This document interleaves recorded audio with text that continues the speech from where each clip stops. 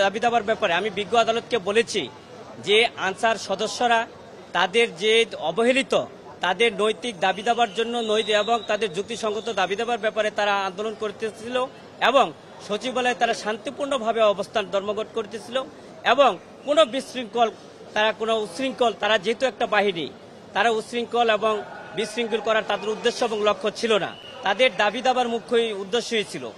বিজ্ঞ আদালতে আমরা এও বলেছি যে তাদের উপরে আতর্কিতভাবে বাংলাদেশ পুলিশ এবং বিভিন্ন বাহিনী, আমি নাম বলতে চাই না, যে তাদেরকে আতর্কিত হামলা করা হয়েছে।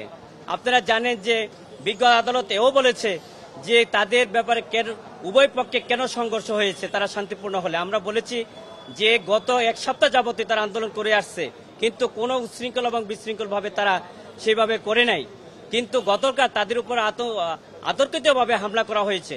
হামলা করার পরে উভয় পক্ষেই সংঘর্ষ হয়েছে। কিন্তু দুঃখের বিষয় হলো আমাদের বিরুদ্ধে আনসারদের বিরুদ্ধে মামলা করা হয়েছে কয়েকটি থানায়, পরবর্তীতে তাদেরকে গ্রেপ্তার করা হয়েছে।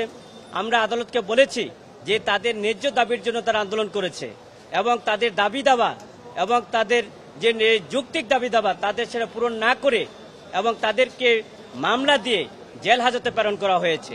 বিজ্ঞ আদালত সন্তুষ্ট হয়ে তারপরে তার সিডব্লিউ মূলে জেল হাজতে প্রেরণ করেছে।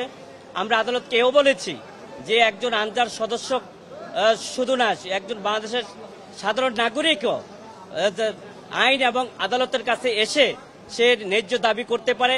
আদালতের কাছে আমরা জামিন চাইতে পারি এবং আদালতে সেটা নিরপেক্ষ ভূমিকা পালন করে এবং জুডিশিয়ালের মাধ্যমে সে ন্যায় বিচার পেতে পারে। কিন্তু আমরা সে ন্যায় বিচার পাই না।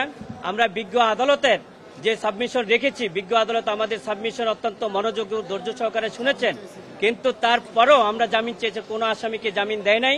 জামিন নামঞ্জুর করে সিডব্লিউ মূলে তাদেরকে সকলকে জেল হাজতে প্রেরণ করা হয়েছে।